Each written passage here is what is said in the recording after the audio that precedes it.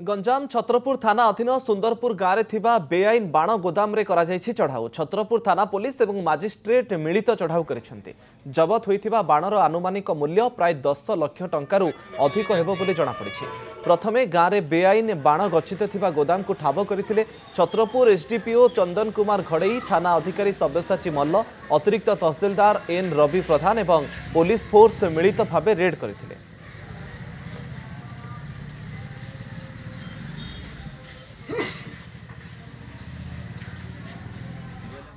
गंजाम छत्रपुर थाना अधीन सुंदरपुर गाँव में बेआईन बाण गोदाम रे चढ़ाऊ छत्रपुर थाना पुलिस और मजिस्ट्रेट मिलित चढ़ाऊ कर जबत होता बाणर आनुमानिक मूल्य प्राय 10 लाख टंकार अधिक होब जमापड़ी। प्रथमे गाँव में बेआईन बाण गच्छित थिबा गोदाम को ठाब करथिले छत्रपुर एसडीपीओ चंदन कुमार घड़ई, थाना अधिकारी सब्यसाची मल्ल, अतिरिक्त तहसिलदार एन रवि प्रधान और पुलिस फोर्स मिलित भाव रेड करथिले।